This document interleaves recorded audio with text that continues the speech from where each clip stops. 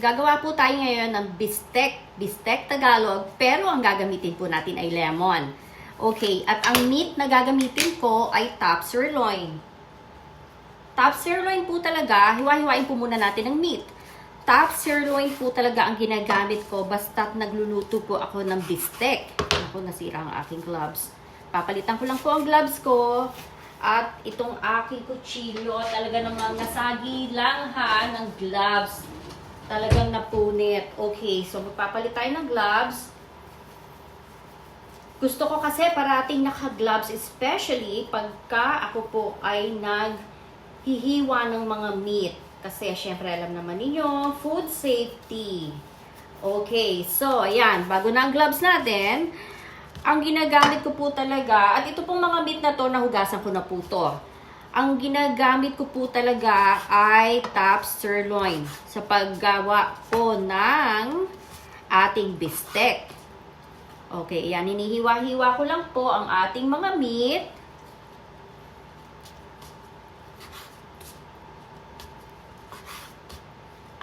Depende po kung paano po, gaano kalaki ang gusto ninyo sa inyong bistek. Pero ako po, gusto ko po syempre yung mga ganyang, hindi po masyadong malalaki. Yung parang mga bite size lang.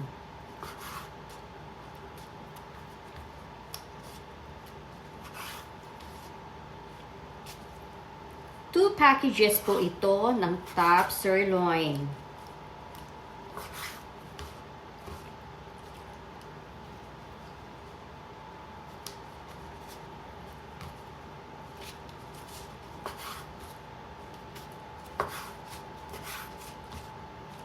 Ayan. Ito po ay isa sa mga pinakamadali ding lutuin, itong bistek. Kasi, i-marinate mo lang siya. Kahit mga ilang oras lang i-marinate to, pwede na po agad lutuin.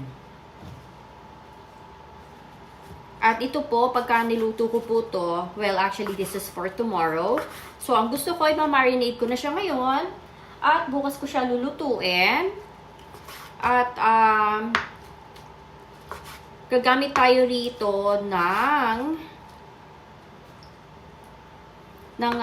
syempre olive oil of course ang ginagamit natin.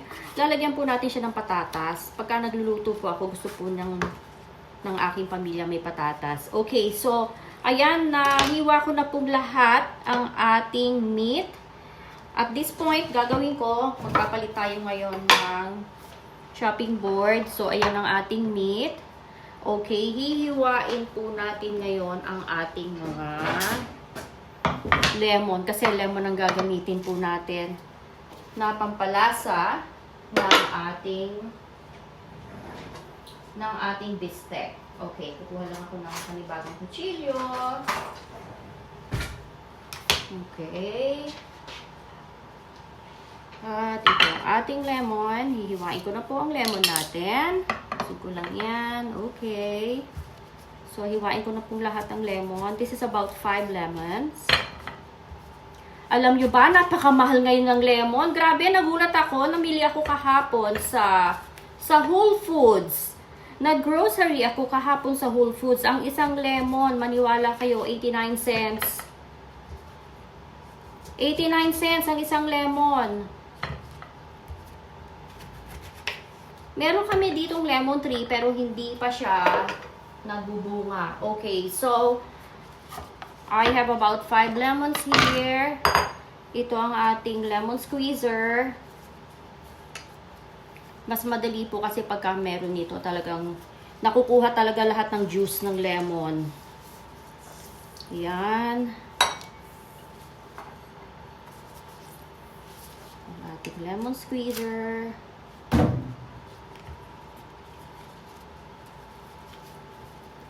Okay. Kita nyo yan, yung juice na yan, oh. Nice.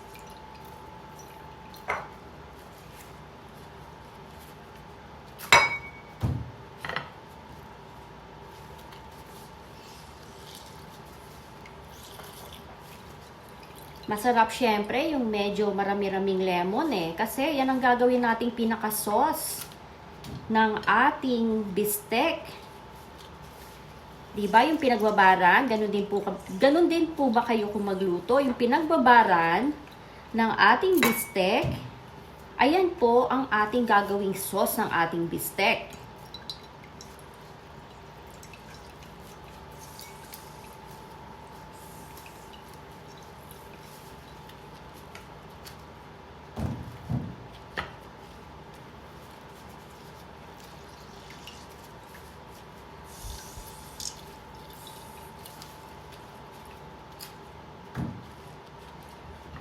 Okay, almost done here.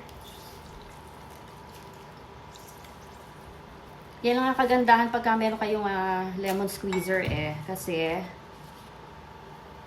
ayun nga, napakabilis. Nakukuha talaga lahat ng juice.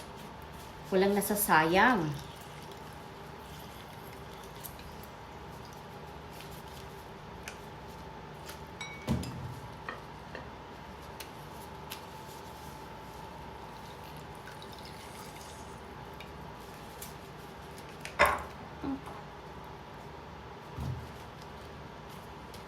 And last.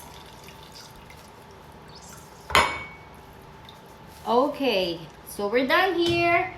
Ang gagawin ko po ngayon, lalagyan po natin yan ng soy sauce. Okay, alisin ko muna yung buto ng lemon. Kasi syempre ay naman natin maisama sa pagkain yan, sa ating lulutuin. Okay. Alisin natin yung buto na yan.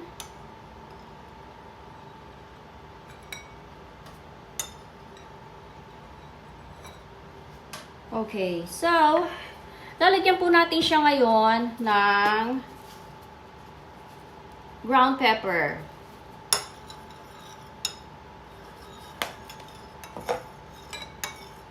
At syempre, ang ating low sodium na Kikkoman soy sauce.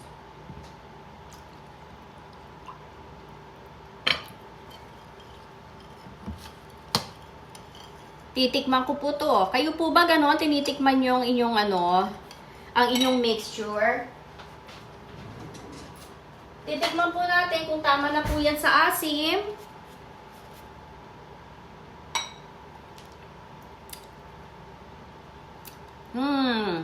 Perfect na perfect. Okay, so itong mixture na to, ilalagay ngayon natin dito sa ating top sirloin. Okay.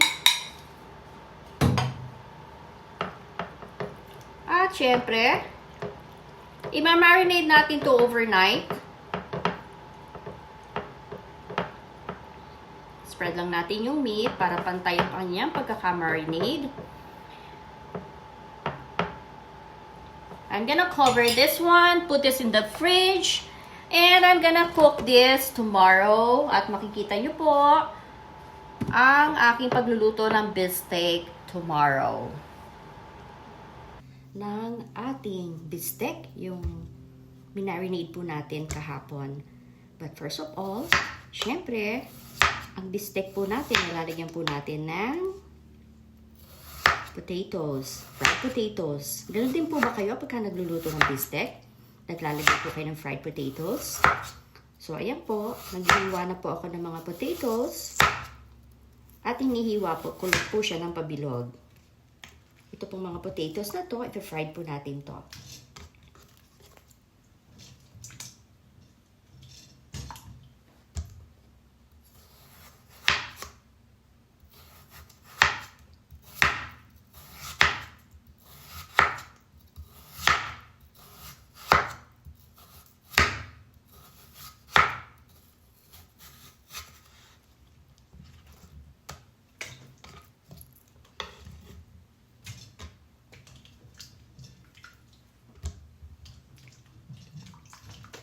Medyo marami pong potatoes ang i-fried natin dahil mahilig po kami sa potatoes. Basta't may beefsteak, masarap po with potatoes. Minsan nga kahit hindi ka na kumain ng rice, kasi beefsteak and potatoes, pwede na kahit walang rice. Okay, syempre lalagyan natin ng onion ang ating bistek. Kaya ito po, ako po ay maghihiwa ng onion para po ito sa bistek.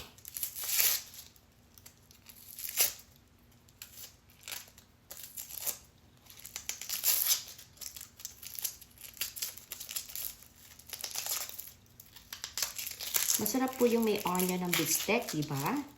Kayo po ba naghalagay din kayo ng onion sa inyong bistek?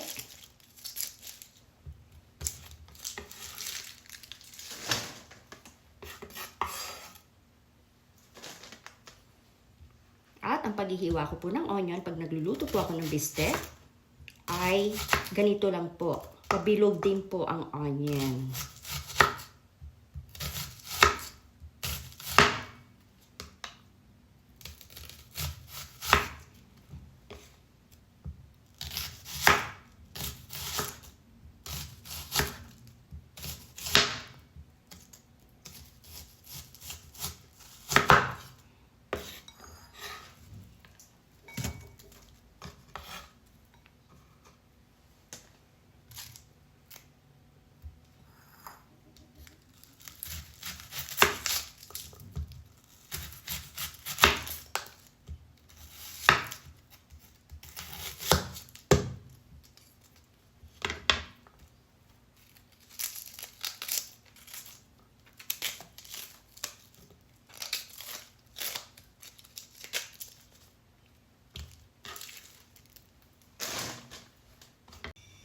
Okay, magluluto na tayo ngayon ng bistek.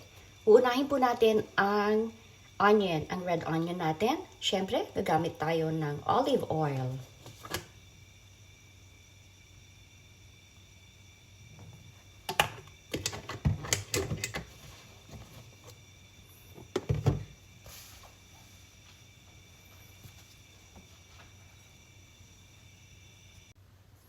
Okay, ilalagay na natin ang red onion. Inuuna ko pong lutuin ang red onion kasi mabilis pong lutuin to. Ang ginagawa ko po, pagka nagluluto ako ng bistek, inuuna ko po at hiwalay ko po niluluto ang red onion at ang potatoes. I'm not sure kung ganyan din po kayo magluto ng inyong bistek. Pero kasi po ako, ganito po parati ang ginagawa ko. Nakahiwalay po ang pagluluto ng red onion at ang potatoes.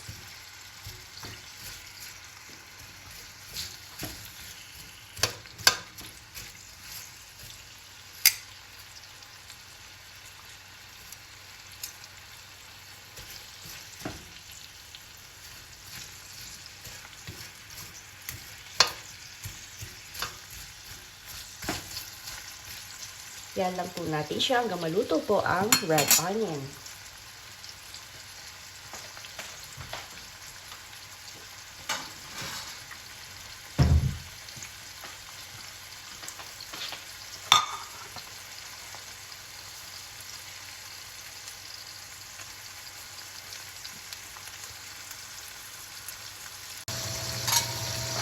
Okay, so luto na itong red onion natin.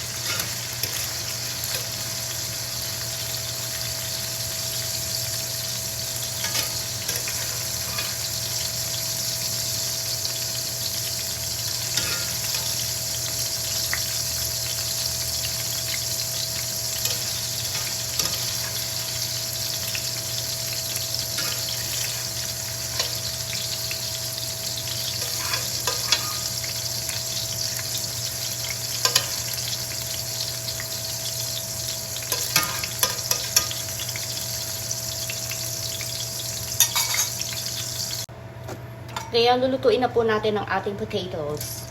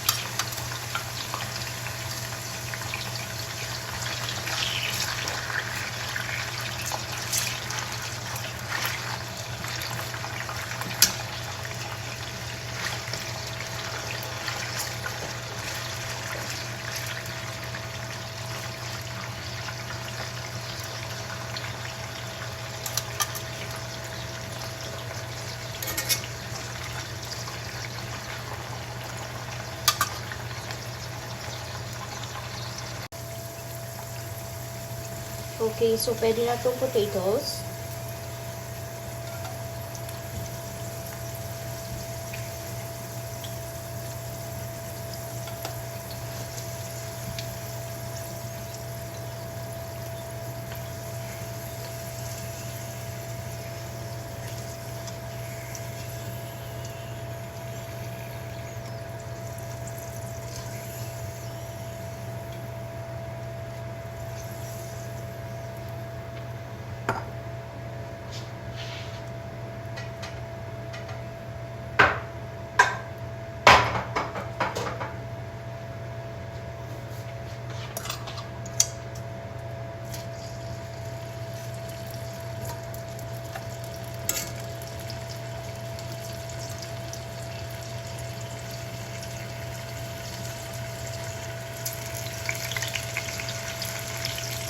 Alam niyo pagka nagluluto po kayo, kailangan talaga patience, di ba?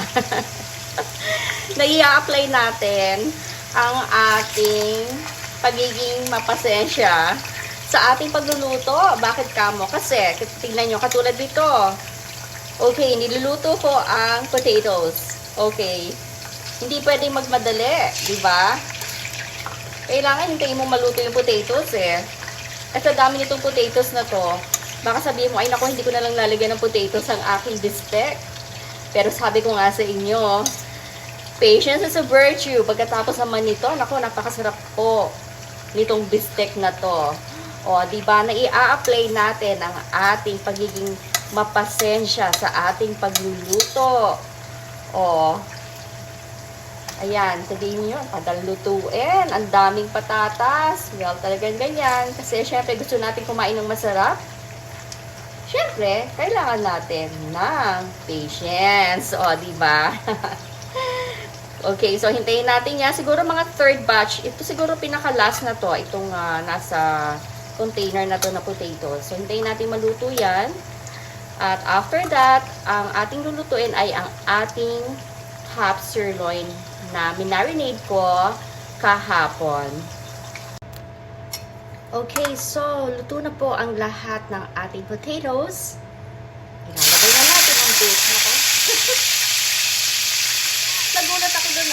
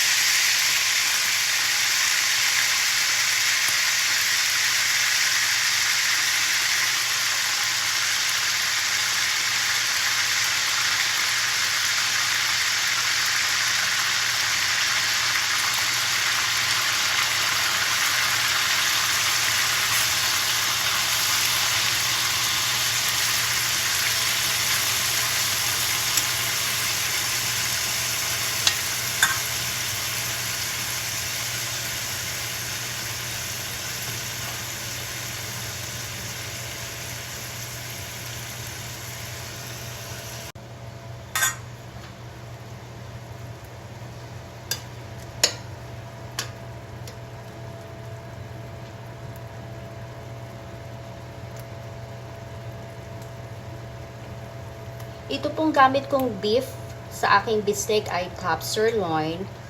Parati pong top sirloin ang binibili ko basta't nagluluto ako ng beef steak kasi madali po siyang maluto. Aside from madaling maluto, malambot po siya. So parating binibili ko talaga top sirloin.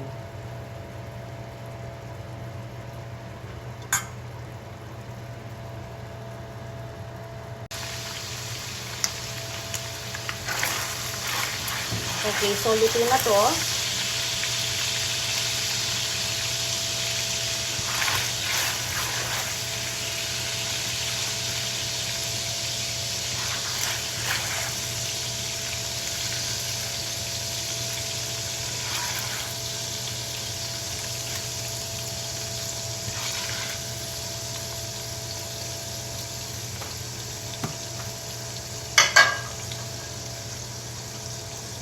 At ang ating last batch, ang ating bistec.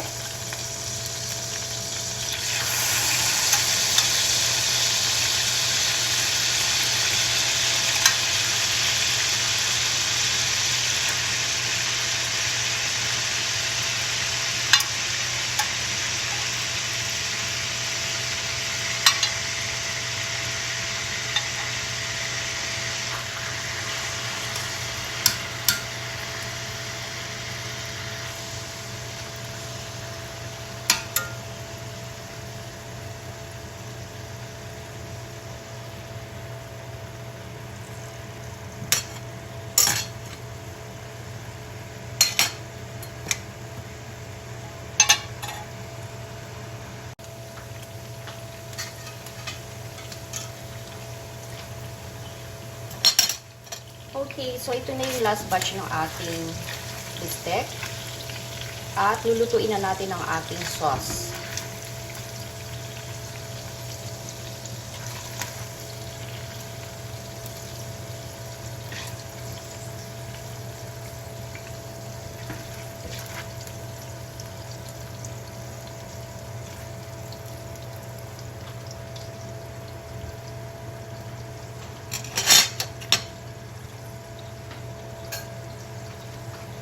Okay, so ito po yung pinagbabara ng bistek natin. This is lemon, ground black pepper, and soy sauce. Lulutuin ko po yan dito sa ating sa pinaglutuan ko ng ating bistek. Okay.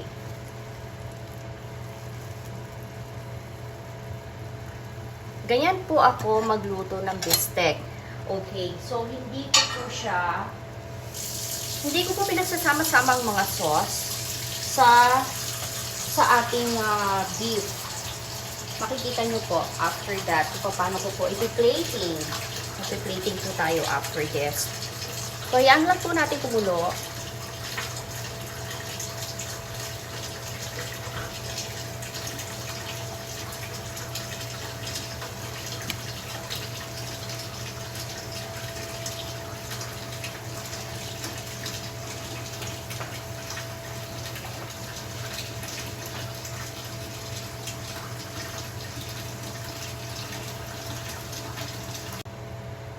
Okay, so luto na po itong sauce natin. Kumulo na po siya. I'm gonna turn off the heat.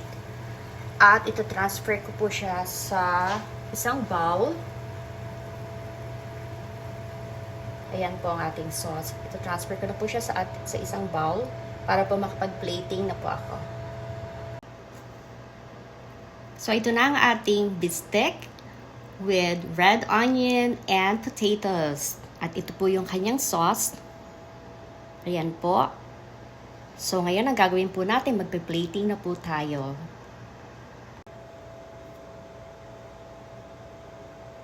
Okay, so plating na tayo ngayon. Lalagyan natin ng potatoes, yung ating fried potatoes. At ang ating red onion.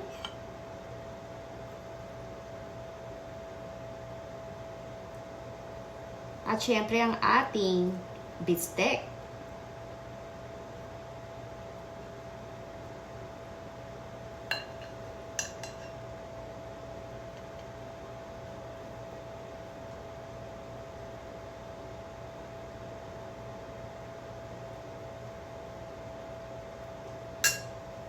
Lalagyan ngayon natin siya ng sauce.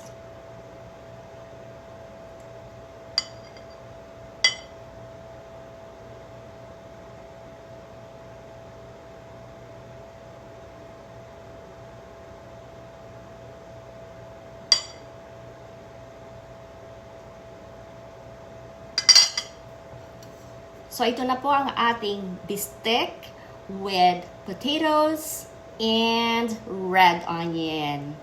Bon appetit! Thank you guys for watching. Don't forget to subscribe to my YouTube channel. See you guys later. Bye!